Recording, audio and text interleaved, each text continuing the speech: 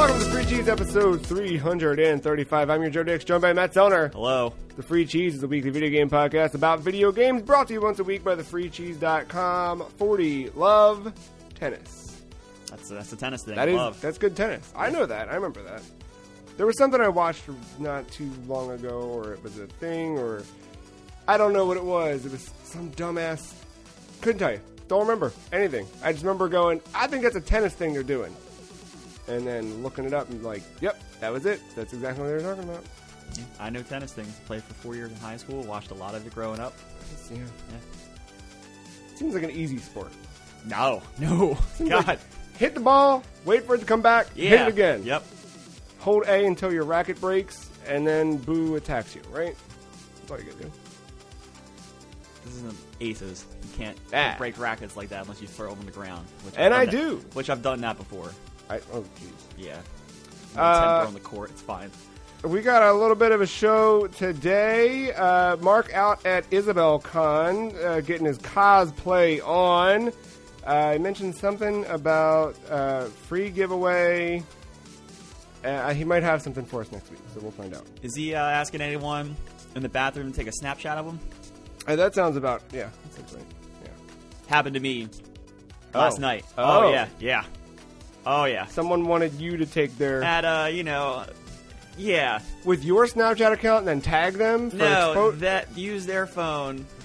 So at the local Dave & Buster's... Congrats. At a Yordle, midstream, someone comes up to me and is like, hey, do you mind taking a Snapchat of me when you're done? I was like, what? No, I do not. And he was like... In fact, I could do it right now. He was like, yeah... He was like, I'm not good with this whole selfie thing. Do you mind just taking a picture? And I don't know. Like, I was like midstream, no one else in the bathroom. I was like, sure. Can I finish first? He's like, yeah. No, I didn't mean right now. Like, whatever. So, yeah, go. And before I even get to the sink to wash my hands, because at least I have respect for this dude's phone, just, grabbing my wiener. He's handing it to you. He's trying to hand it. I was like, you want me to wash my hands first? He's like, oh, yeah. So, I took a Snapchat picture. With him? No, not Come with them. on. No. You should have asked him for a picture. You got to go with the next step. I don't need to go to the next step. This is already weird enough. Can you describe him? What affliction shirt was he wearing? He was in like a brown coat. Brown coat. I'm imagining Fred Durst. Am I? How? No. On a range of like 1 to Fred Durst, or Fred Savage to Fred Durst. What are we talking here? Savage. Yeah. Homer Simpson? He seemed like a chill guy. He seemed like a Fred Savage. Do you hope to see him again at... Absolutely not. What if you were out to eat? Maybe not at Dave & Buster's. Do they have food there? Yeah. Ooh. I don't eat there. I just go to arcade. You're out at a local 7-Eleven. You pick up some taquitos. You get a bucket of nachos. You're sitting in your car, and you look over, and dude's just smiling at you. Like, would you be like, fuck it? Would you be stoked? Or I think I'd be happy in the inside a little bit to see that guy striving in life outside that Dave & Buster's. Now, this is not a question of would, but this is a question of will. For me, will you, if seeing him again, get a selfie with him? Sure. I would love it if there were a weird secret world you started building where you just kept seeing this dude everywhere and just took pictures with him. You had this weird friendship that popped up with a strange man from a bathroom and just, it's you. You never learn his name, never learn anything. Did you get his username, his handle? No. Well, you were holding his... I just want to escape the situation. It was weird. And I just come out of the bathroom, and Victoria knows something's up because I'm just laughing. Mm-hmm. She's just like, what happened in there? I was like, let's just keep walking for a second, and we should probably leave. That guy. Then, as we were walking out the front door, I was like, so this is what happened. All right, well, I'm going to go to Dave & Buster's tonight. Yeah. I'm going to keep an eye out. I would die for that. Seemed just like a slightly intoxicated. I love that. He was like probably my age. All right, there it is. I got nothing. You got me there, dude. Yeah, I never come with stories like this. And when this happened last night, I was like, oh, yes, I actually got good content for once. You got to Besides just talking about the Orioles or the Capitals. Or it's too early for Orioles. We're not there. Like 3 weeks away from them 3 reporting. weeks? It's January.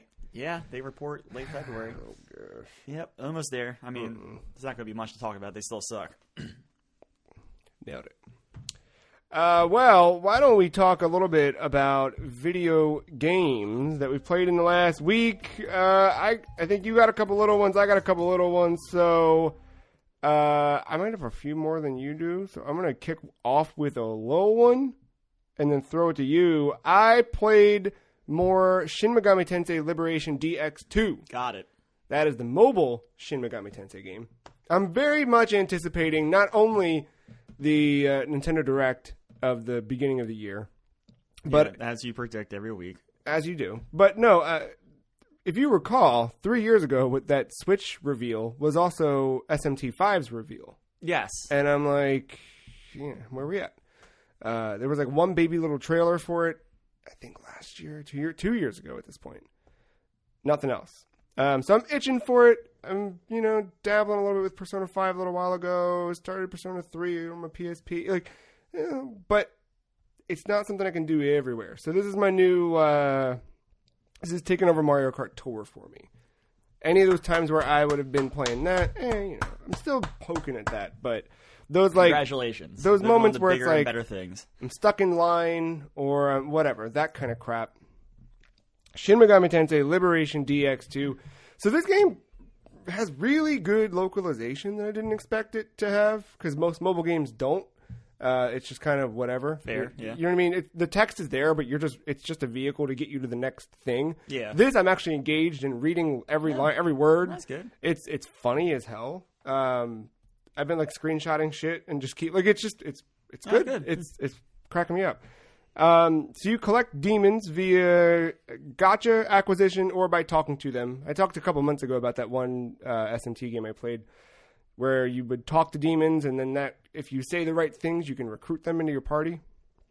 And so that's in here as well. Sometimes they'll talk to you, and you can finagle your way through a conversation. And it's a fun dance between some of them just want you to say the most fucked up shit. Some of them want you to just be honest with them. So, and there's it's weird how it picks that up. But right now I'm in the middle of a chapter where we're chasing down a murderer who's been kidnapping and killing high school girls, filming it and putting the videos up on, they don't call it YouTube, but they said a public video service. So not private channel, public.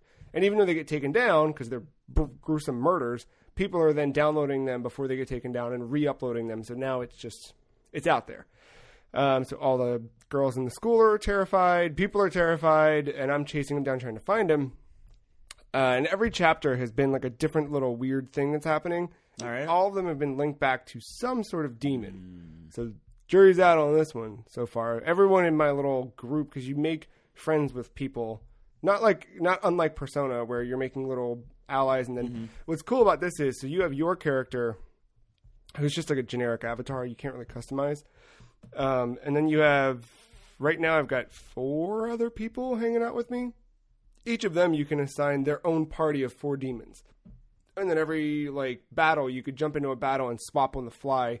So it's almost like having just preset groups, because you might look and you can see that the next battle you do has a bunch of Jack Frosts. Jack Frost is that little jester-looking dude, very iconic.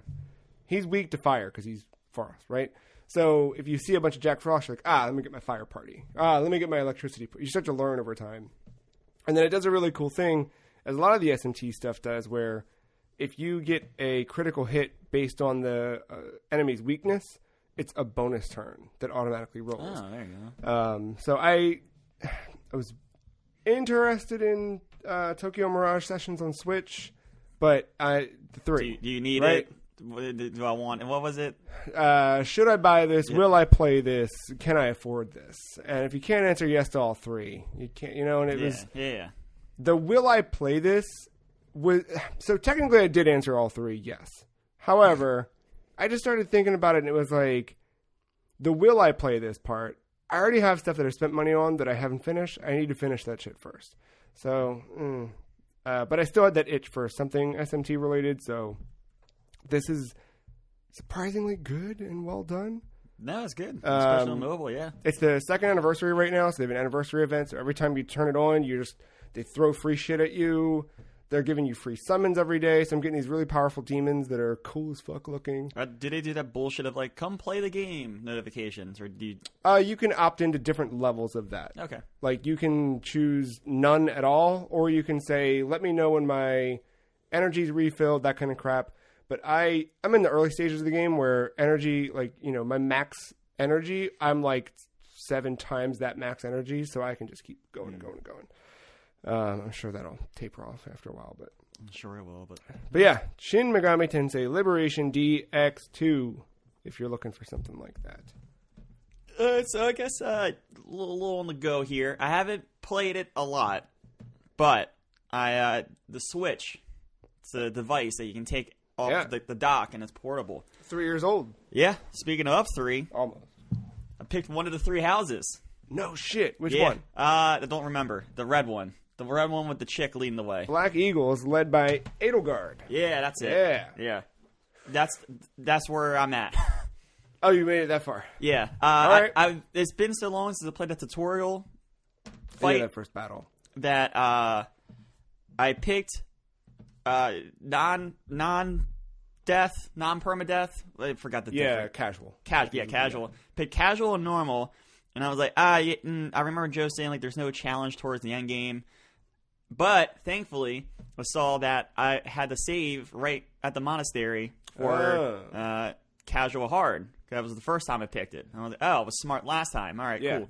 So I went through the tutorial battle, and then exited out, and then booted up that save, and now I'm on the right path. So I didn't have to do that. So you're casual hard? Casual hard. That's probably a good first playthrough. Because you're going to have the challenge, but you're not going to have to worry about permadeath. Yeah. Because right now, worrying about permadeath in my playthrough, because I'm playing through with Edelgard as well, and now I'm at the point where it's like, I think I talked about it last week too, where every move I make, I have to be very intentional with. And every battle, I'm exhausting all of my Divine Pulse charges. Did you get to the Divine Pulse stuff yet? I mean, they hinted at it in that tutorial, but I have not been in a real battle yet. Okay. I think I exited the game last when they were like, here's the calendar. Okay. Yeah. Pick carefully what to do on your free days or whatever. Yeah. That gets a little bit easier to pick what you want to do, because you'll either kind of know, no, I need to do this, or you'll be like, they'll do a thing where they show you the percentages of what other people did that day. I don't think they do that right when you get the calendar, but eventually they will. And by them doing that, you start to see like, a lot of people did this. That makes sense for me right now. I know I just have to get over that hump of like the game just throwing all these systems at me. And once I do that, I think it'll be fine. It's just it is a little intimidating. But what I did like early when I was walking around the monastery for the first time was like the minimap shows who has something to say if you go up to them. Yes. So like I don't have to waste my time going to everyone. Yeah. So that's super nice. You can even, if you hit R, it'll pull up a list of people who you can. Oh, cool. Yeah, and then once you've been to places in the monastery for the first time, you can then fast travel to them. Okay. So you can kind of like speed run that shit where you're like, all right, I need to talk to these 3 people to do these missions. Hit R, I think it's R. And then you see a list of people, and then you just click on their faces, and it warps you to right where they are, and then it's not like to them, but you're right there. It makes it really easy. So I'm gonna jump in finally. I was looking for the game after Sekiro. Yeah. And this is like are you still in postpartum different. depression? A little bit. I got out of that though. I found some games to play. Yeah, I played more Fire Emblem Three Houses this week, but not. I did a lot of it last weekend, just kind of sitting and diving into more battles. I've got everybody back in my house this time around that I want from Golden Deer, which is good. Lawrence can stay. Don't need him. Good there. But it's neat, and I'm also seeing like a faster turnaround time for some of the things. So you met Bernadetta in the Black Eagle's house. She's got like maroonish hair, or I'm sorry, no, she has purple hair. Oh, yeah. And she's really quiet and shy. Yes. She stays in her dorm all the time. Yeah, she's the one that's like running away. Like yeah, and like every time you'll see when you start getting into battles with her, whenever you like move a unit, somebody they all have their little things they say or whatever, and hers is always, oh no, like she's just sad that you picked on her, like to move. Just, but she starts to come out of her shell a little bit as you go along, and I'm seeing her do that faster this time around, which is it's cool. Yeah, something I have been doing with that game. Any suggestive lines, screenshot. Yep. So now my Switch will be full of suggestive lines and Roy selfies. So I can make these weird clashes of like Roy staring into the... Cut all that crap together. Hentai, yeah. They, wait till you get to the tea parties then. Because that's... Can't wait. There is... I don't know about the blue... What are they? Blue Lions? I think that's what it is. Blue Lions. I don't know about them who... Yeah, that's no, I do know, because Sylvain's on that squad. But so far, both playthroughs, I've had a horn dog anime character. What's her face? Dorothea from Black Eagles. She's the one in this time around. Just yeah. Right away. Yeah. She's the brunette, right? Yeah, with the stupid hat. Mm-hmm. Yeah. Just... Right away, she was like, oh, don't make fun of our young, attractive new teacher. And it's like, oh, I know what you're doing. You're trying to get that easy A. You start to get to a point where... students will come up to you after class and just be like, hey, can we talk for a second? And then that's like a little moment to like increase your support level with them. Mm-hmm. And hers was one of the first ones that happened through this playthrough. And she was just like, it's a separate like cut scene where it cuts to them. And I love this game for that because there's so many dynamic options for how characters interact. And they've made so many interactions at different levels. It's really impressive. But the one, man, she's just like,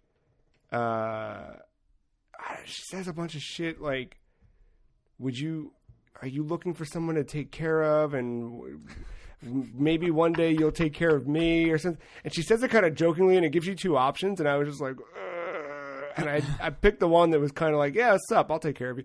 And she was like, oh, I was kind of kidding, but I mean, and then it was just like your support level with Dorothea.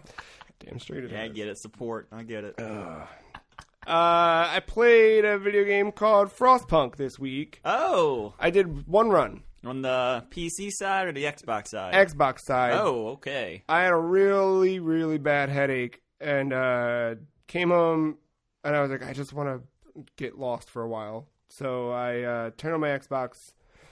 I turned on everything. Just no. And then I was like, maybe Frostpunk's the right answer. Like just something where I can think and distract my brain, you know what I mean? Like where the headache will go away because I'm not. Oh Jesus! I feel like the stress will bring a bigger headache.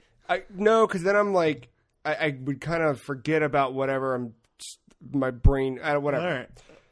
So I fired it up. I did the first run. It lasted about an hour or so before they exiled me and told me they hope I die in the snow. I want to play it on PC. The controller support was good, so if you are out there and you're like, oh, I'm interested in this, I think that console version is really well done for an RTS. I have no complaints. I think it felt almost better than Halo Wars to an extent, which Halo Wars was already really impressive for a controller. Designed from the ground up on console. Exactly. But for me, just having those, the hotkey stuff is the parts that I was missing, which is still kind of good. Like for quick construction and things like that, you can pull left trigger and then by default, just a mini map or whatever, it like pulls up a little tooltip menu and boop, boop, boop, boop. You can like hop around really easily with that. The basic setup for Frostpunk, if you haven't heard of it, it's a post-apocalypse game in the ice. Go figure. I don't remember what happened. They tell you at the beginning. It was kind of headache, not reading, just playing. Snow happened. Lots of snow happened. Now everyone's snowed. So your little group, their train crashes, and they stop and they build a little place to call home in the middle of like a glacier. And the whole thing is just about gather resources, build, survive. But it quickly becomes much more like people management in a way. All right. The first thing you have is a generator right in the middle. Mm-hmm. You have nothing to fuel it. So you find coal piles. You send people to go mine coal. And they just start. You can see them even from a pulled back level, just little trails starting to form in the snow. Really impressive. And the little character's walking along and bringing coal back, and you keep collecting coal. And then you start getting wood. And you keep doing that, and then there's, at the beginning, there's a little thing in the bottom left corner with objectives, so you're not, like, completely blind. Yeah. And it's, build this thing. So I think the first one they have you build is a hunter's hut. So there's people that they sleep during the day in the hunter's hut, and they go out at night, gather food, bring it back to the cookhouse, and then during the day, the cookhouse people cook it, provide your whole little village with food. So it's cool like that. You kind of work up, and then at a certain point, I noticed that like all of my resource numbers just froze. I was like, what the fuck's going on? Well, man, it was nighttime. It was time for them to go to sleep. Well, that's not going to cut it when I got to build this shit. We got shit to do. Well, thankfully, the game pops up around that time with, hey, you're in charge. You can enact new laws now. Opens up a huge skill tree of laws you can enact. And the first one you can enact, 24-hour work days. Yes. Fucking stamp that into approval. Ratify that bitch real quick. Right. And then you do, so it didn't kick in right away. So you do have to go into each work site. So if you have 15 people marching to the coal pile, you go to the coal pile and you say, you have to like turn on 24-hour workday, which that's the part where I feel like the mouse and keyboard controls might be just snappier for that. But even still, it was just a matter of move cursor, click left on D, or click left bumper to switch menu. There's a lot of menus. And then turn it on. Once they keep going, so then it's just stuff like you can unlock the ability to turn on child labor. You can unlock the thing like to don't build a cemetery, just make piles of snow to bury people in, which has different effects on your people's kind of reaction to you. Yeah. So there's 2 meters at the bottom, discontent and hope. At the beginning, their hope is like, I would say 30%. Their discontent is basically 0. And the more things you do that fuck with them, the more... Like 24-hour work days and burying the dead in a pile of snow and child labor. But you gotta do it, right? And it gets to a point where there's these big pop-ups. They pause the time on everything that's happening, and it'll pop up and it'll say, hey, this guy's sick. What do you want to do about it? And it gives you a couple options. Deal with it right now, or don't deal with it. Deal with it. It's basically like right now, tomorrow, never, are kind of what they equate to. The right now option is obviously more complicated. You have to do a little bit more to get that resolved quickly. And when I say right now, it's like 24-hour timer. Yeah. Because it gives you time, like, for this guy's sick, how do you want to deal with it? The option is build a sick house, staff the sick house, heal the sick, right? Mm-hmm. You do that in a 24-hour period in game time, and that resolves the issue. Or you can do it this way, where you just kind of hope that he gets better, and if he doesn't, you can cut off his leg. Like, that's option 2. All right. And there's option 3, which is ignore it. And each of those are going to affect your discontent level, your hope level, all of those things separately. But those things start happening more frequently, where you're hit with these decisions, and you're like, well, fuck. Some of them start popping up, and I was like, if you do this one, 6 people will die. But if you don't do it, 50 people will die. And you're like, all right, I guess I gotta kill some. Like, you can't do anything. It's a tough choice. There's a scout option. So one of the first big things they have you do after you get up and running, basically, is build a beacon. So it's basically a big old balloon that goes up. It's flashing a little bit. Once you build that, you can build a scout team and send that scout team out. Oh, okay. So because a lot of the citizens, because you can zoom in on a micro level at each individual person, not unlike Roller Coaster Tycoon, and see what they're thinking and what they're feeling and blah, blah, blah. A lot of the hope and discontent are driven by the fact that some of these people are there without their families. They survived the crash and they made it to the site, but their families were in a different car that went somewhere else. Mm-hmm. So they really want the scout team to go find their family somewhere. So you start to do that, and then you realize that there's a lot of civilization still to be uncovered in this little icy landscape. The fog of war is being... So you start... Yeah, every time you hit basically a node on the zoomed-out map, 2 more pop up. So you send your scout party, and it shows you how long it'll take them to get there and what resources it will cost you to send them. And you just kind of let that automate in the back, and then it'll pop up, hey, they're done. What do you want to do? Oh, let's escort the... You can either, like... if you find people, you can escort them back or just send them back. I didn't risk sending them back, which costs a little bit more resources, but it ensures everybody comes back safely and everything's fine. I don't know what would happen if you sent people back. But sometimes it's nice because it's like, well, I just killed 4 people because I didn't get the hospital built in time. Not hospital, but whatever, built in time. But I just got 90 more because they came back. The count's going up. It's a trade-off. But like overpopulation, I'm assuming it could become a thing, right? Immediately. Like literally when the game starts, you are overpopulated because it pops up and suddenly like my discontent was increasing. And there's little meter or symbols right above the discontent meter. It's like there's like a house one, a plus sign health meter, and then a food one are the main 3 that I kept seeing. It's basically like, do these people have somewhere to sleep? Do they have somewhere to eat? Do they have somewhere to die or not die? So then like that decision then of like the kill 6 or kill 50, if like you're overpopulated and you want to be like an asshole, you could... It might be worth it. Yeah. It might be worth it because otherwise, here's the alternative. You have to build enough places for them to sleep. Well, in order to do that, you have to have enough wood. And oops, we just ran out of that. That wood pile's all gone. We have no source of wood right now until we get to another civilization. We can't get to another civilization this is good. unless we have wood to give to these people to carry their... It's I got an itch to play this now. It's good. It's very good. Yeah. So I did one again. I ran probably about an hour, and then it hit the point where discontent got too high, and they were like, "Get out! You're no longer the mayor." They pulled some old Soviet Union shit and just out to Siberia. Well, so the whole place is Siberia. I was gonna say when you're already in Siberia. Yeah. Does every run like start different, or as you play? Oh, you haven't played the second. I didn't play the second one yet, but I assume it's the same. Yeah, well, there's a story and there's an endless. So I don't know if they... And there's also... you can start from the main menu. You can start scenarios.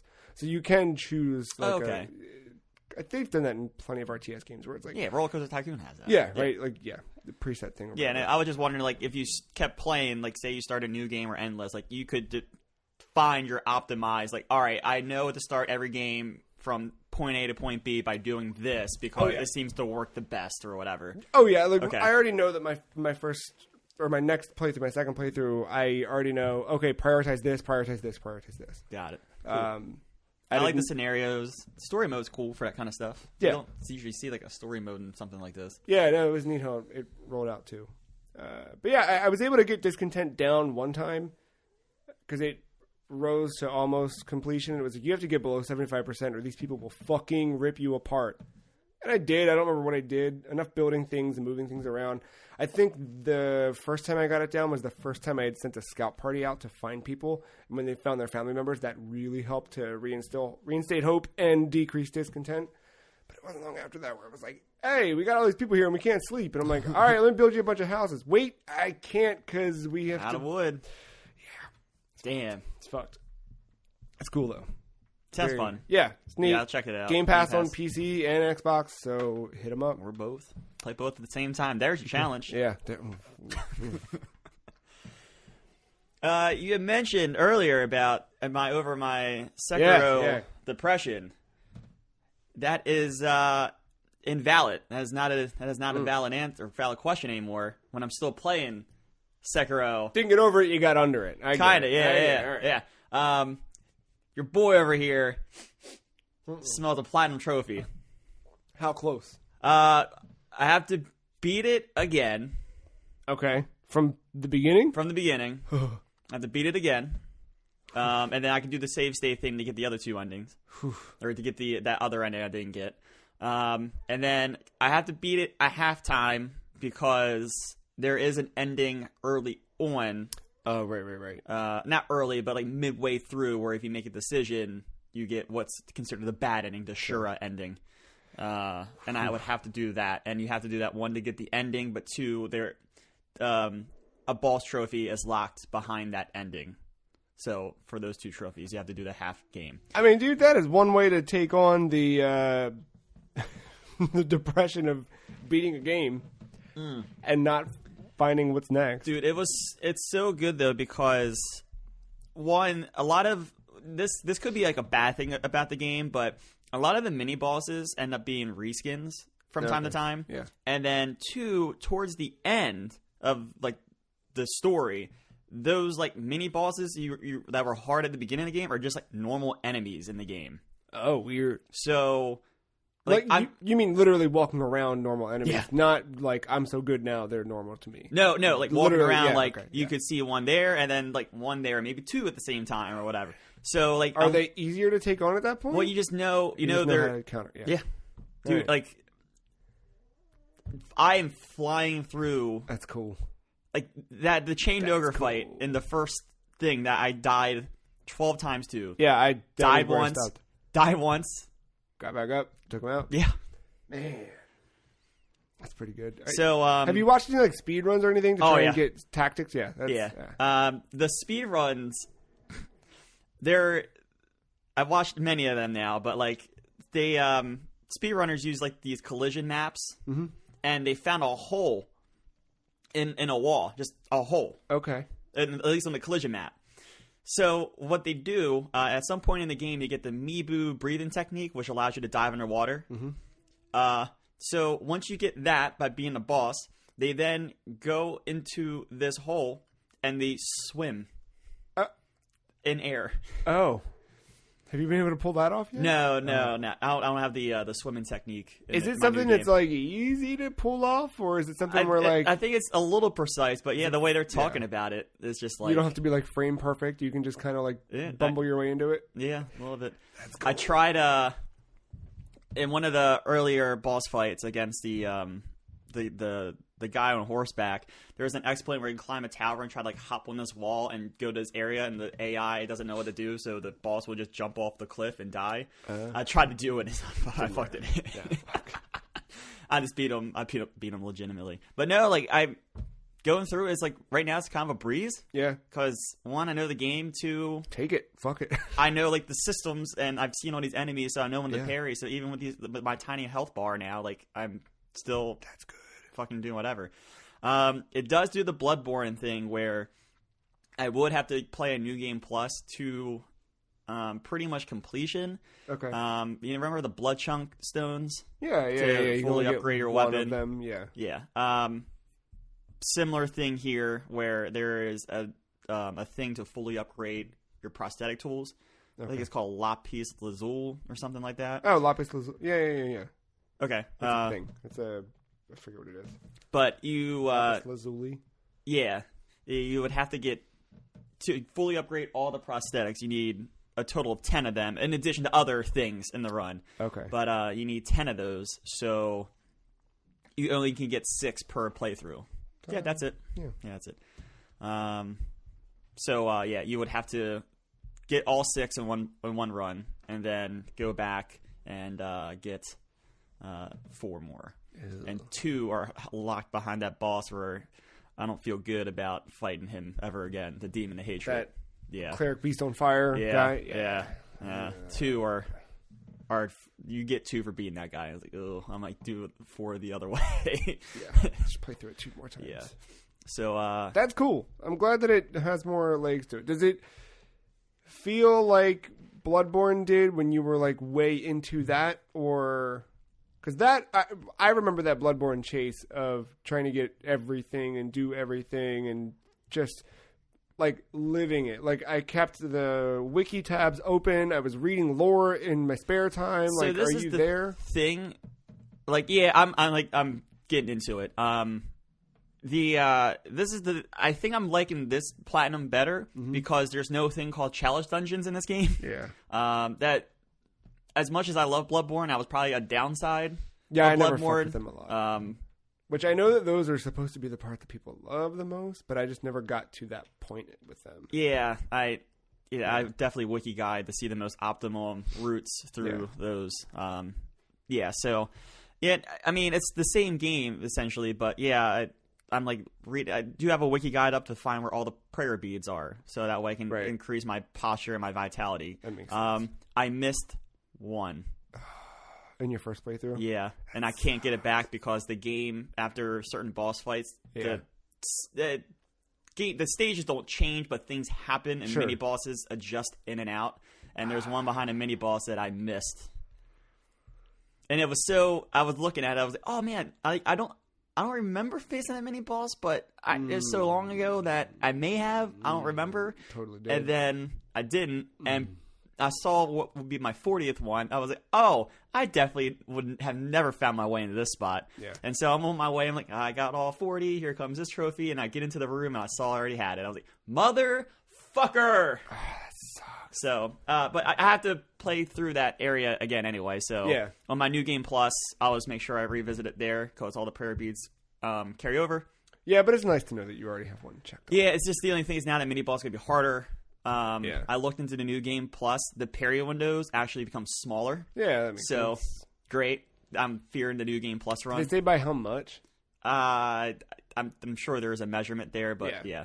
I just wonder if it's like a huge... Or no, sorry. I don't think it's the parry windows. I think your posture takes a hit harder for blocking regularly. Yeah, so you have to parry more. Yeah. I wonder if that's like, is it a 25% hit or is it a 12% hit? You know what I mean? Or whatever. Yeah. But cool. I'm going to get it. Yeah. I'm going to get it. It's attainable. For sure. Yeah, it's just I have not started the New Game Plus yet. I'm still grinding out a bunch of stuff in that first run. I have to farm for what the currency send to buy some things, and I have to get a bunch of levels as well so I can get all the abilities, all that stuff. So I'm on my way. Making your way downtown. Yep. I have to say though, no like regular enemy really scares me anymore. I kind of have a good feel of what to do. But yeah, that's good. When you get to that point where you're like, I'm good. It's just a matter of getting through it. That's when you know it's clicked over. The snake part was a lot of fun because I've seen speedrunners do it, and so I fucking knew the route, and that's cool. Real easy. A part that kept dying time and time again. I didn't even like stop for the stealth segments. I just kept running because I knew the route. That's a good feeling. Yeah. That's that beginning or the Central Yarnum. Yeah, that book. Yep. I bought and played halfway through 1980X. This, I think, came out last year on PC and PS4, but it just hit for Switch this week. It is as they describe it, a coming-of-age story told through multiple games and genres. What's cool about it is you play as a kid. Or you don't really play as the kid. The kid plays you. He kind of has like a monologue that carries him from his house to the arcade, and then once in the arcade, you're playing games. But it does start off right away where you just feel like you're playing Streets of Rage. And then it cuts to the kid talking about the arcade, walking to the arcade in the rain, and going inside. And then you play kind of like a Gradius clone in a way. Mm-hmm. And then there's an Outrun clone after that one. I haven't gotten to the one after that, but it's seen a ninja game. Yes, the RPG. Yes, a Shinobi style thing. Like it's all of those. And what I love about it mostly is it just looks really good. Like I'm looking at it on their website. Gorgeous. The music's really good. It's got like I don't know how to describe it. He's really just over there cutting it, huh? I might shake him a little bit. But yeah, I mean, really I was drawn to it just because it looks fantastic. And then 8-4 was promoting it because they published it on Switch. So I jumped into that the other night, Thursday night when it came out, and played about halfway through it. And then I don't know what happened after that, but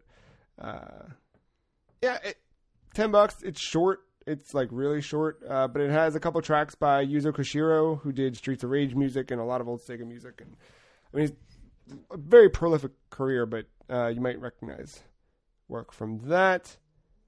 When's that end? Depending on, I guess if you listen to this right away, Steam does have their Lunar New Year sale up. Oh yeah. So it might be a little cheaper on Steam at the moment if you go through that. That ends the 27th at 10 a.m. Pacific, so you have to be on it soon, right away. Yeah. And I think that might be everything I hit this week. I got one more. Yeah, lay it on me. So I did have to go to my PC because my new monitor arrived this week. Oh, nice. Yeah. I'm in 2K now with 144 frames. Hot G-Sync. Hot G-Sync. I love that. I plugged it in right away, and Windows was like, "You got a G-Sync monitor." Explain G-Sync for people who may not know what it is. Yes. So V-Sync's been around for quite some time. Yes. Turn that shit off and do G-Sync. So what G-Sync does? So say a monitor is at 144 frames, but the game you're playing is running at like 60 or 90 or somewhere not at 144 frames. You may experience not like screen tearing, but like little bumps in like the graphics, little like I don't know, like a good word to describe it, little hitches, that kind of stuff. What G-Sync does, your monitor works with your graphics card, and the monitor will see at what frame the game is being put at, and it will match the hertz exactly to that point. Mm-hmm. So say I'm playing a game at 60 frames per second, the monitor will go to 60 hertz. If it goes to 90 frames per second, it will go to 90 hertz. Mm-hmm. It's just something where it prevents those little weird hitch in graphics, which you don't necessarily see it a lot, and I don't think I have that sharp of an eye to really see that difference, but the nice. Subtleties are probably helping to smooth things over. It was definitely nice where I saw when I bumped from 1080 to 1440, and I saw all my icons on the left side that were taking up the whole screen before just bump up to the corner. I was I'm in business now. Yeah. More pixels. So this will determine whether or not we go to a break very quickly, or if we linger here for a little bit. What was the first game that you fired up with the new monitor? The game I've been playing recently. I did not go to Rocket League. I did not go anywhere. I've been playing a new one. I finally got into it. I would say, because if it was Dota, then we were cutting. Oh, no. I did not go to Dota. Yeah. Ori and the Blind Forest. Oh, nice. That's a good, that was the first thing I did, too. Oh, really? Yeah, because I had my old MacBook that I played on, and it just literally chugged. Like, I bought that game on Steam and couldn't play it because it was just like hitching. The waterfalls would freeze in the background. Yeah. I could not. It was unplayable. And I was like, well, I'll hold on to it till I have a computer that can run it. And once I did, that was the first thing I fired up. It was just like, all right, let me see it. Yeah. How do you like it? Oh, I love this game. Really? Yeah. Huh. I maybe a third, halfway through. It says on my map discovered I'm about 60% through, but I'm sure there's going to be more backtracking and stuff like that. So yeah. There's like the three. I don't even remember what they call them now, but like there's the three things you have to relight and like uncorrupt or whatever. Sure. And I did the first one. Now I'm like on my way to the second one. Okay. I'm seeing a lot more of the owl that's been flying around here lately. I can't remember anymore. Okay, I fell off of that. I'm in like the mystical forest where like things change, so there's no mini map. So you kind of have to know where you're going. You would love Hollow Knight then. Hollow Knight's full of bugs and shit, man. I don't know. You get to kill them though. Mm-hmm. I just had spider boys that hang and shoot things at you. So yeah, I remember that. But no, I really like this game. I like the combat system. I like that little Sparky boy. What is the combat in this? Is it kind of like projectile based mostly? Yeah, kind of. Like your actual character doesn't inflict damage. There's that little like orb thing that shoots. Oh, right. The little things at the creatures, and then you can power that up. Like it gets different abilities. Like there's like a big radius blast, and you can use that to unlock doors. You get a stomping ability, and then finally, like once you get that, you can start actually hitting characters yourself with the stomping ability. Okay. And then, like, there's that pass-through mechanic. And then, dude, once you start leveling these mechanics, especially like, that pass-through mechanic, that one where, like, you, like, latch onto an orb and you can use that to, like, projectile, like, shoot or jump, like, up or whatever, the platforming feels like Celeste. Oh, weird. There are some, like, tricky jumps and things like that where like, you have to be very precise. I like that. Maybe not precise, but like you have to be like on your game. Yeah. There's an escape sequence after like an area you go into floods, and like you are jumping and moving fast. I'm like, dude, I feel like the little girl in Celeste. Like, what's the your fail shadow. state if you fall? Did you fall? You just checkpoints. Okay, cool. But well, sometimes I don't know what Metroidvania I played recently, but like something like that. Like if you're trying to do something tricky, and then the fail state was a loading screen, and it's just like it slows down. No, momentum. it picks right back up. So this is, I think, one of my favorite. I think this is my favorite thing about this game is the save system. Yeah. So anytime you can save. There's a power up that you get. It's like the blue power up. Mm-hmm. And if you get more of you get more levels of it as you go. But as long as you have one, you can use it pretty much any point and just save. Huh.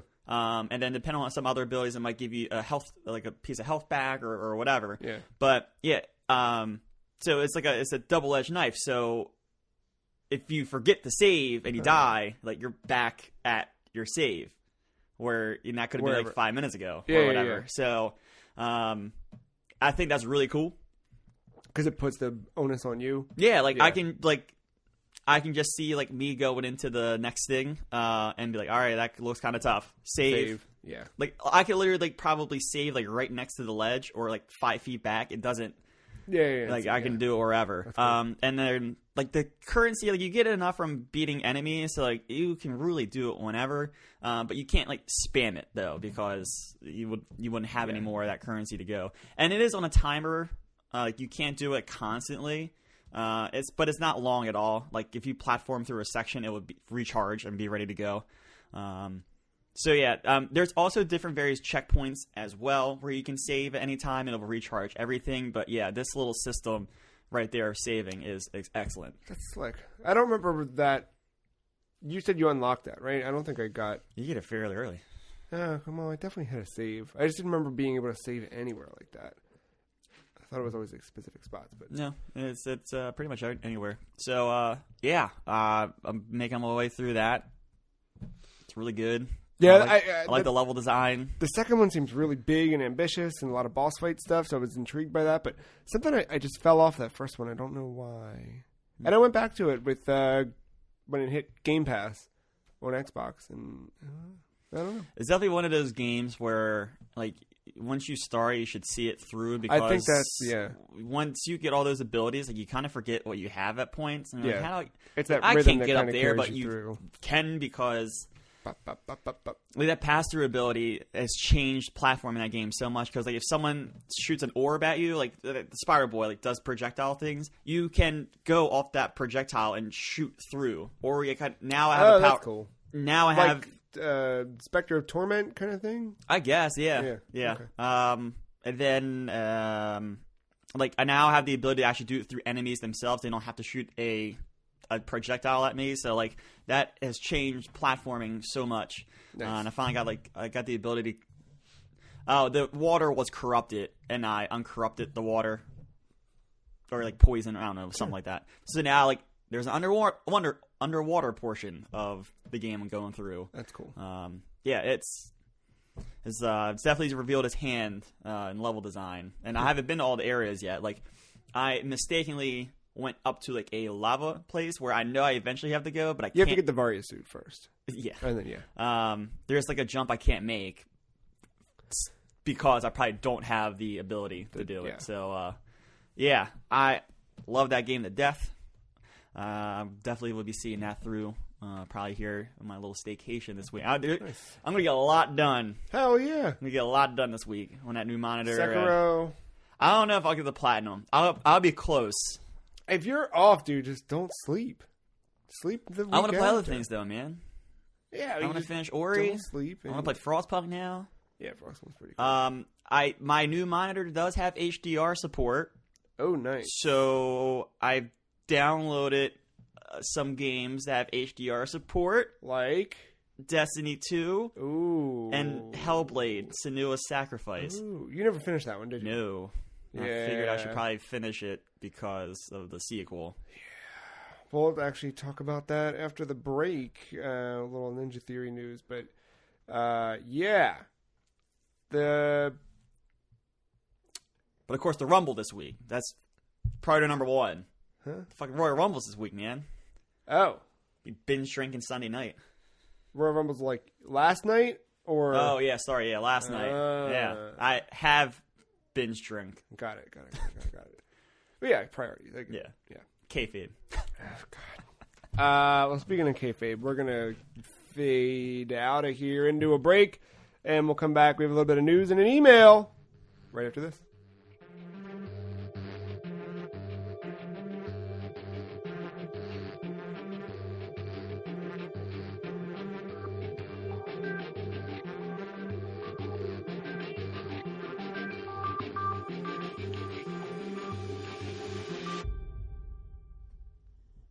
Matt, how excited are you that Sega has announced and launched Sonic 2020?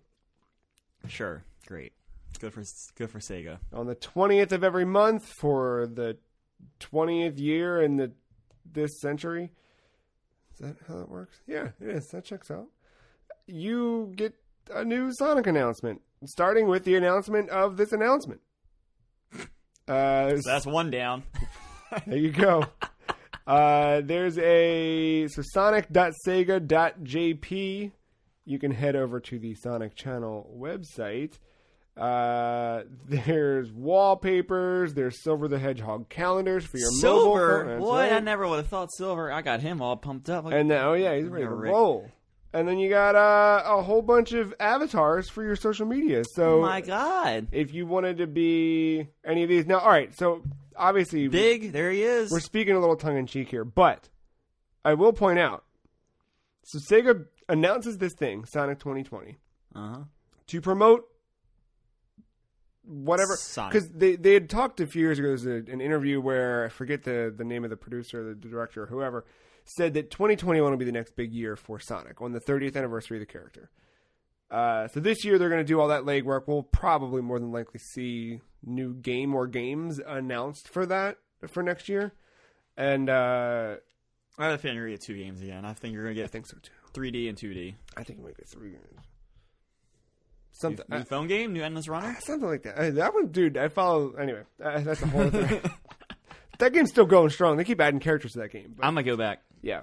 But notice these avatars they've put out here. Like, the fact that they still include, like, a lot of these characters are adventure, right? So, maybe they're leaning into something. Is that a squirrel? Which one? That blue one, second bottom row? Yeah. Right Those there. are the Chows. The Chows, yeah. Yeah, of course. I mean, that's from Sonic Colors, but like a lot of the stuff, it's very much adventure-esque. So, I don't know. People have obviously wanted Adventure 3 for a really long time. I wouldn't be surprised if that's what they end up doing next year.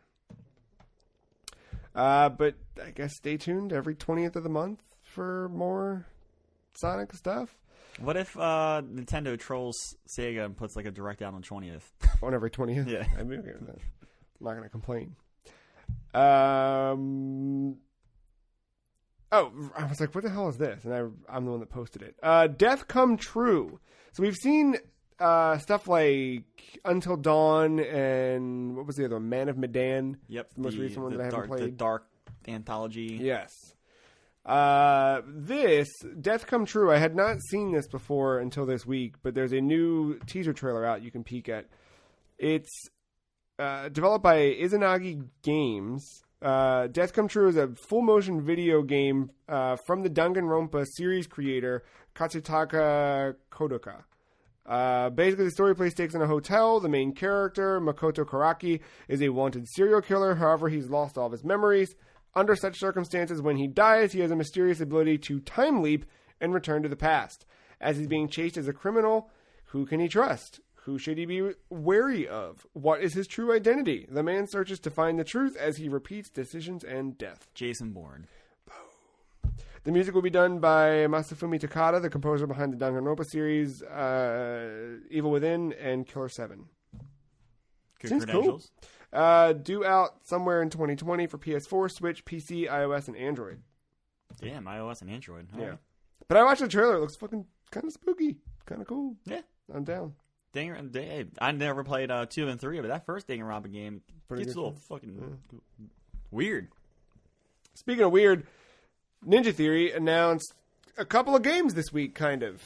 So in the Dreadnought Diaries 1, Ninja Theory is... if you go back, even when they were developing Hellblade, they've outlined a lot of their development process stuff through video docs. And they're starting off these new projects with kind of bringing them to light in this form. They announced a couple things. They showed the Senua's Saga trailer again, which still just fucking gets me. But they announced 2 new projects specifically here.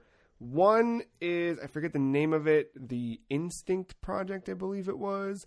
I did not watch this. I don't know all this one, if you recall, Hellblade Senua's Sacrifice tapped into the science of mental health and how it can affect so many different things of someone's life. And they explore that through gameplay and through Senua.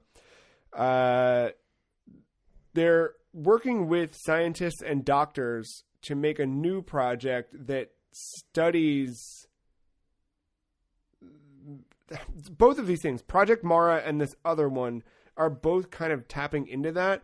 The Instinct Project is more like developing tools to understand and work on mental health stuff through video games. All right. Without a specific like thing spelled out, like a game. Mm-hmm. That one's more, they were talking about like the technology behind it. Project Mara, they're actually using, I think, some of their research from that and applying it to a horror game where I think the idea that they're going for is they've measured the brain activity from when someone is experiencing fear or schizophrenia or different emotions and feelings or things in the brain that are happening. And then they're creating imagery in their own office. The little trailer is like recreation of their office. They're creating an experience that's supposed to affect your brain in the same way that you would actually experience. I'll be staying away from this one. And they're calling it a new a new way to interact, or a new interactive media, I think is what it was. Seems fucking ambitious and wild. Hey, they got that Microsoft money now. Well, the cool thing they're doing with the Microsoft money is they're taking the Hellblade approach for everything. So with Hellblade, the studio was, I don't think they were necessarily like knocking on the door of closing, but things weren't looking super hot. And with Hellblade, what they ended up doing was saying, okay, let's just split off into small teams and work on little projects. And then that one luckily got to where it did. They're keeping that mentality that they have about 120 on staff, and they're just breaking everybody off into like 6 to 20 person teams. And they have all those teams working on different things. So it's really, really fucking cool. And it's just, you don't see, there's no studio like that in the industry, which is, I think it's a fascinating little story. I want to see what those things turn into. But unique approach. You always, the news has been dominated the last 2 years with crunch and ramp up, then layoff. Yeah. A little different approach. I like that.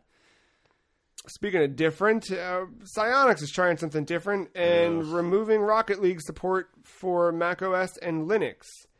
Not much more to say there. I get it. I think you gotta offer a refund. Yeah. Their answer is that if you bought it, you can play it on PC. Yeah. And they link you to the support article for installing Boot Camp on your Mac. And Wine if you're Linux. Yeah. Yeah. Just point out that Epic Game Store is not currently on Mac or Linux, so we'll put that out there. Don't know if that has anything to do with. I don't know. Great best meme I saw on the Rocket League Reddit page was this is the Mac and Linux car, and it was no car and the field. It was a bit. That's good. That was do they my best chuckle. Do you play on Mac? No. Okay. Do you? I have in the past. Sure. But I'm wondering, does this affect a lot of people? I don't think it does. And that's because I assume they wouldn't pull the plug unless it. I played it on my MacBook Pro when it was pretty much brand new. I think it was still new that summer, the latest release, and it kind of chugged. It did that frame skip whenever there was an explosion or enough chaos going on. So, I don't think it was ever the best optimized game on Mac either. So, from the start. Yeah. So I don't know. And I can understand Like, I get it. If there aren't enough people playing and you're spending resources to keep that game up to date with different code bases, like that's tough. And I can't speak for Linux, but like I know like Mac, they were pushing Metal and for privacy reasons, stuff like I know like Safari, it's like locking down a lot of that stuff. So like I'm sure, I get it, I get it. But yeah, I feel like you have to give. You don't have to lead with you having to say refund, but like none of these other options work for you. Yeah. Contact Epic support about getting a refund. Yeah. That would be. I guess purchase date would. I mean, I'm sure there's logs that you could see. Yeah. Yeah. Speaking of exclusivity, or let you transfer your purchase somewhere else. Like you won't be able to probably transfer the items, but at least the copy and maybe a Rocket Season, Rocket Pass, whatever it's called. I get that. Activision Blizzard has announced a new esports streaming exclusivity deal with YouTube, making it the official partner for live broadcasts of all Activision esport leagues and events. So Overwatch, Call of Duty, and Hearthstone will be exclusive to YouTube starting... Is there a start date? I think like when they made that announcement because the new season of Call of Duty started. Got it. So, weird after YouTube Gaming folded up. Yeah. They are doing this, and, I'm sure their number one promotion would be Stadia. Yeah, I wonder... You're playing Hearthstone on Stadia. What? Yeah. I wonder if that... one, if that happens, and two, who's the Twitch side of this? Like, what's going to be the new, like, Twitch exclusive? Yeah, I mean, League? who... One of the miners for Dota, and I think they do it for other games as well, but I know one of the miners signed exclusively with Facebook like a couple years ago. Oh, okay. Yeah. I forgot they have their dumb thing. So yeah, I think they're all seeing some money in that and doing it. I cannot remember the name of that league or like that series of tournaments. Fuck. Whatever. Yeah, you're starting to see that more and more. I mean, I think Twitch is still the primary. I mean, League of Legends and the other majors in Dota is still there. Yeah. For now. We'll see. Until Mixer grabs a hold of them. You got Counter-Strike too, don't forget. Counter-Strike still still on Twitch.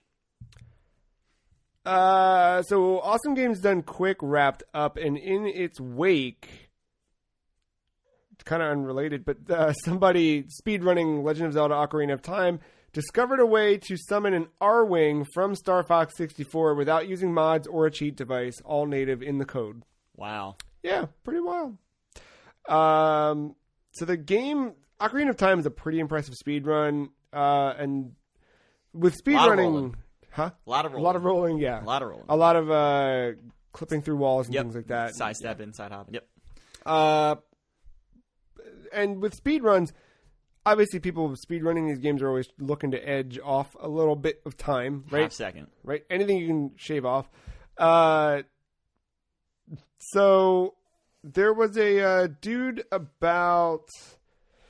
So for 4 years, the any percent world record time was somewhere in the 17-minute range. And last year, this dude, Torge, got it down to 16 minutes, 58 seconds. So under 17 minutes. And then all of them getting lower and lower to... I think it was about that 16-minute range, somewhere around there. This new thing shaves off like 5 minutes of time, which to jump down that much, like it was big when they shaved 2 seconds off. Yeah. So to be able to get it knocked off like almost 5 minutes is crazy, and part of doing that is going to be way more complicated than I know how to understand or explain. But basically, they do something called arbitrary code execution, or ACE, where basically the game is forced to load and execute a save file name as if it is game code.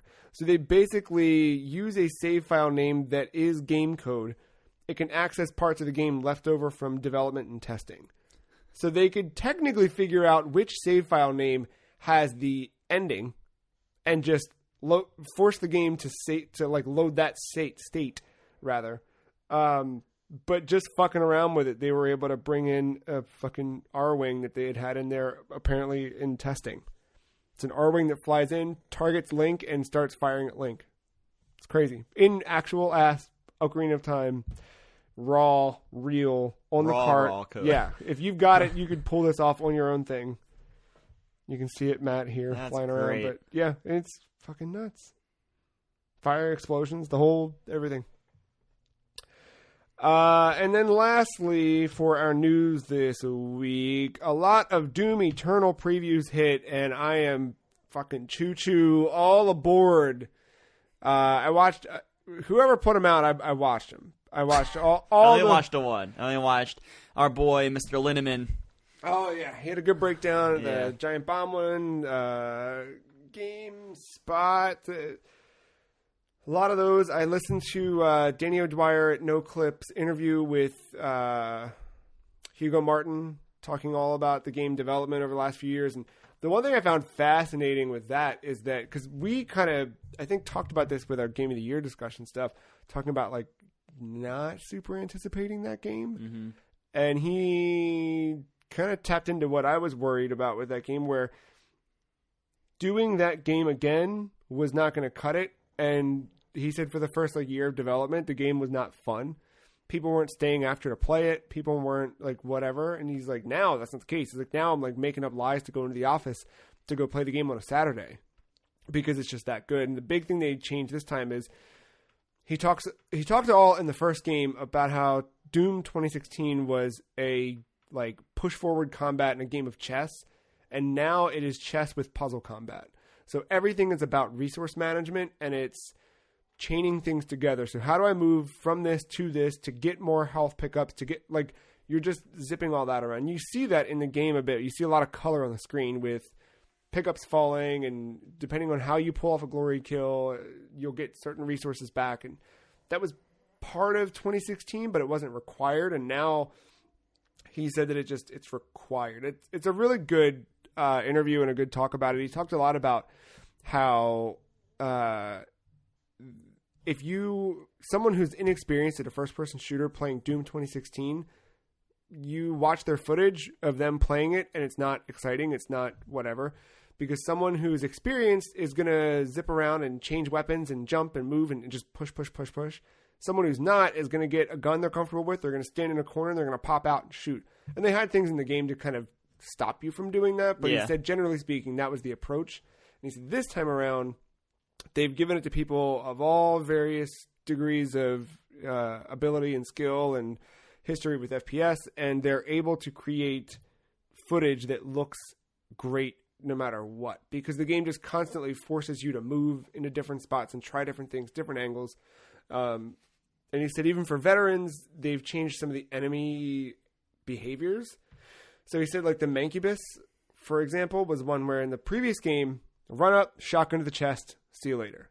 Well, now it's got a huge stomp that's AoE if you get too close to it. So the first time you encounter one in the game, you're like, all right, I know what to do. Let me get the shotgun. Oh, wait, nope. And then it throws you back, and you have to suddenly think differently about how you're approaching each thing. It seems fucking rad. I can't wait for this game.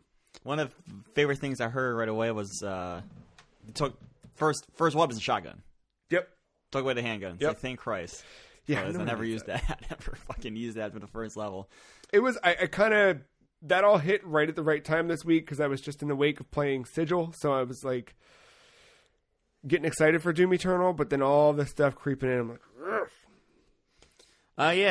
I'm back on the train. I do have one foot hanging out of it though. I just remember falling off the first Doom because it got samey. It was running to an arena. The arena changed and the enemies changed, but it was run into the arena, kill everything, move on, next battle, kill everything, move on. And I fell off that game, and then evidently now this campaign's twice as long as the 2016 Doom, and I don't know. He said about 20 to 30 hours. Jesus Christ. Yeah. I'm so down. I'm hoping there's You're worried more. because you're going to have to juggle that in Animal Crossing, and I get that. Yes, but here's yeah, the thing: I can't decide. You know, Animal how I Crossing spend is my time. a passive experience, but Yeah, just good news is there's not going to be one thing to combat it now in April. So we talked about all the delays last week, right? Yeah. And then Dying Light got delayed indefinitely, I think, since then. But oof, man, yeah, that no date on that one. what a week! Techland, right? Doesn't that Techland? Yeah. Doom Eternal, March 20th. I can't fucking wait. It's gonna be a good year. Good year. Yeah. Speaking of good years, we've got our first email of the new year. All right. Ask us anything. Brought to you by one Matt's cousin. Oh, okay. Mary Claire writing in again. Happy New Year. Wanted to talk to you guys about Halo Reach. My fiance and I are currently playing it for the first time. We haven't beaten it yet, but we are kind of disappointed in the story so far. We both thought that we were going to build a relationship with each of the team members, and so far we haven't learned anything about the characters. Please give a spoiler warning for the following comments. A spoiler warning for the following comments. Shit, maybe I shouldn't listen. Carter is your typical leader type. Emil is your edgelord. George is/was your giant Hungarian teddy bear. I don't know who the hell June is. And Kat is/was a massive annoying bitch that wouldn't stop bitching at you. Did you guys feel like this when you played the game? How did you feel about the story overall? And then it says also Joe, my fellow Fire Emblem Three Houses friend. The new title of Fire Emblem Three Houses. Fire Emblem Three Houses and a Basement. We got a nice little photoshopped logo here. I enjoy that. 3 houses in the basement. 3 houses in the basement. Those gray ashen wolves. Gray ashen wolves coming out from neath the land. I'm getting excited. I'm trying to slip through my Black Eagles playthrough and get ready for that. I don't know if I'm going to make it in time, but we'll see. Thank you for your question. Thank you for your email. Thank you for always writing in. Did you guys feel like this when you played the game? How did you feel how did you feel about the story overall? So I played through the game twice now. Once alone and then once with Mark. And I haven't finished it since it hit, what's it called? Did we even start it yet? Or kind of fucked up. Yeah, I forgot. Have you played any of it on your own? I remember I said I played it, and then I look at the level select, and I was like, I was there. Yeah, you did. Yeah. So by the time I got to Reach, I don't know if it was Halo fatigue, because remember... Did you play them in order of release? Yes. Okay. Played them in order of release, and I played them starting in November, finishing in February. So and it wasn't even that, because I played Halo 1, I started it around Black Friday, and then we went right into Game of the Year shit, so I stopped, and then I think like the day or two after Christmas is when I went back into Halo.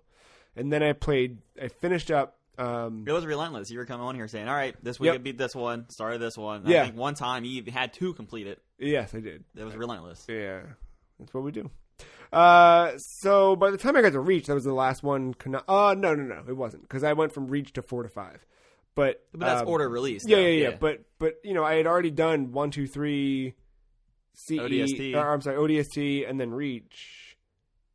So it was a lot.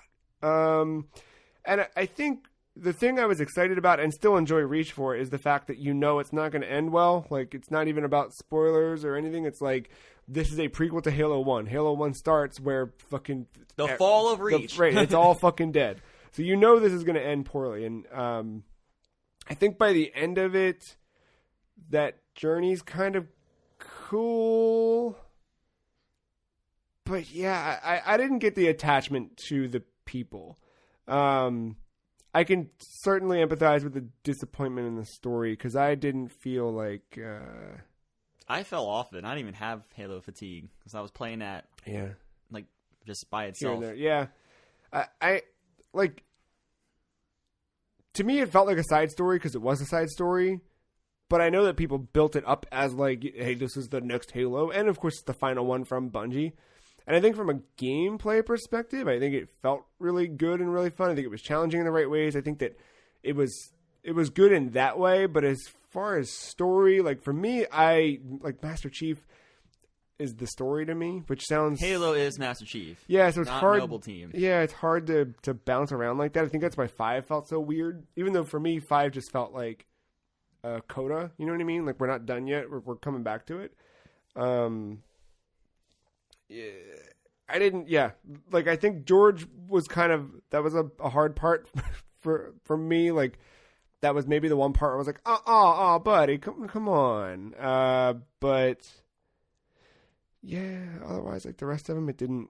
I never got like I don't know. Yeah, I didn't grow any attachment to him, and I don't know if that was because I going in that whatever, but it. Yeah, no, I don't. I had no emotional impact for me. Yeah, like I definitely had that. Like the way Ori starts is fucking depressing. Yeah. And I was like, "Fuck, how am I supposed to do this?" Like, yeah, just fucking rip my heart out in the first 5 minutes of this game. Some games will get there, but Reach was just kind of like a moment for me. I don't know. I got through it. The final fight sucked. It's just I remember doing that a lot. And like final boss or like the final segment. It's not a boss. Well, it's like a wave of shit, and that whole. Is like the end part you're talking about? Yeah. Oh. You have to do like a whole. It's waves of enemies coming at you from different the survive angles. Part. Not that part. Okay. That part's cool. That's what I didn't know if you're talking about. Yeah, no, that's waves too. Well, endless, but but no. This is It was just like the thing that gets you to the you have to beat this. Oh, okay. That part, just what they throw at you at that point, and I think I had like a bad checkpoint. That always fucked it up. But yeah. Podcast at thefreecheese.com is the email address you can go to send your emails if you want to use your email address for something other than deleting shit out of your inbox. We would appreciate it. You can ask us anything. Are you excited for Doom Eternal? Do you take pictures of strangers in bathrooms? Let us know. I want to know. Matt, what are you getting into this week, birthday boy? Gonna grind out that plat.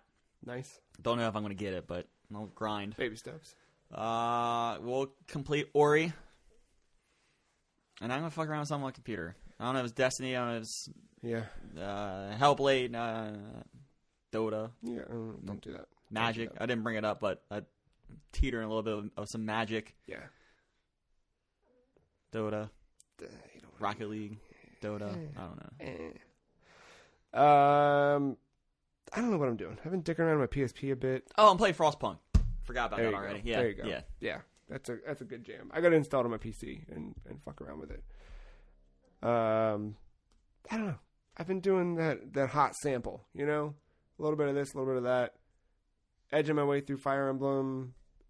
I started Persona 3 Portable. I don't have anything to talk about that's interesting yet, but that seems like a thing. I don't know. We'll see. We'll see what the world brings. I played one round of Halo multiplayer the other night, and then that was the headache night, and I was like, I'm on my Xbox. Let's just play Frostpunk. So, we'll see. You can find this episode and all of our other episodes over on thefreecheese.com. You can follow us on Twitter. The Free Cheese is at Some Free Cheese. Matt is at MattyIce131, and I am at The Free Cheese. You can go to your local store, gas station, whatever, and pick up a cold can of Coke Energy. Finally here in America. I don't know how many I've had so far, but it's been a lot, I tell you what. You shared quite the picture of you with a bag. That's correct. They're all gone. You somehow clear what should have been like a case of 30, like a good old fashioned Bud Light Dilly 30 pack. You just threw it into a plastic bag of Coke Energy. I walked in not because I didn't think they were gonna have Coke Energy. I looked, holy shit! I went blind at that point. I don't remember what happened between me standing in front of the cooler with the Coke Energy and me getting into the car. But they don't have any left in that store anymore. Well, they do. I've been back since to buy more. But that particular gas station, all gone that day. I felt bad. I told the kid ringing me up.